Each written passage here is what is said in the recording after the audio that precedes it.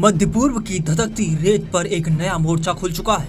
Yemen के Houthi विद्रोही, जिन्हें दुनिया अंसरुल्लाह के नाम से भी जानती है, अब इजराइल के दिल पर वार कर रहे हैं और इजराइल लंबी दूरी तय करके यमन की राजधानी सना तक जाकर जवाब दे रहा है। ये कोई छिटपुट झड़प नहीं, बल्कि ऐसा संघर्ष है जिसकी हर धड़कन पूरी क्षेत्रीय सुरक्षा व्यवस्था को हिला सकती है। मध्य पूर्व में एक और संघर्ष की आहट सुनाई दे रही है। हूती विद्रोहियों ने इजराइल से बदला लेने की कस्में खाई हैं और उन्होंने अपने वादे को पूरा करना शुरू कर दिया है। इजराइल ने सना में एक सटीक हवाई हमले में हूती प्रधानमंत्री अहमद अल रहावी और उनके कई मंत्रियों को मौत के घाट उतार दिया। यह हमला उस समय हुआ जब हूती नेता एक सरकारी कार्यशाला में जुटे हुए थे। इस हमले के बाद हूती नेता मेहदी अल मसात ने इजराइल को चेतावनी दी है कि हमारा बदला तेज और भयंकर होगा। हूती नेता अब्दुल मलिक अल हूती ने भी कहा कि हम इजराइल को उसकी करतूतों का हिसाब देंगे। इजराइल ने हमले को आतंकी गतिविधियों के खिलाफ एक जवाबी कार्रवाई बताया है।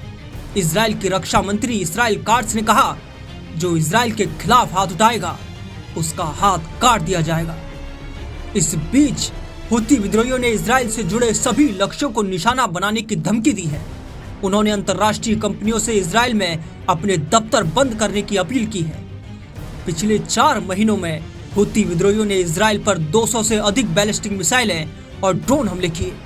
इनमें से कुछ हमले इजराइल के प्रमुख शहरों जैसे तेल अवीव और यरूशलेम को निशाना बनाते हुए किए गए। इन हमलों में एक जो 4 मई 2025 को हुआ, उसमें बैलिस्टिक मिसाइल ने तेल अवीव के बेन गुरियन हवाई अड्डे के पास विस्फोट किया, जिससे कई उड़ानें रद्द हो गई और 8 लोग घायल हो गए।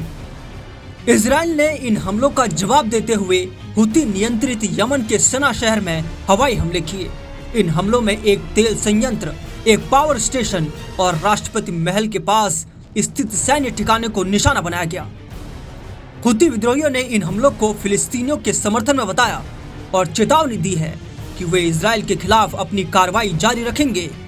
क्या ये संघर्ष और बढ़ेगा? क्या इजराइल और हूती विद्रोहियों के बीच युद्ध की लकीर खिंच चुकी है? ये तो समय ही बताएगा।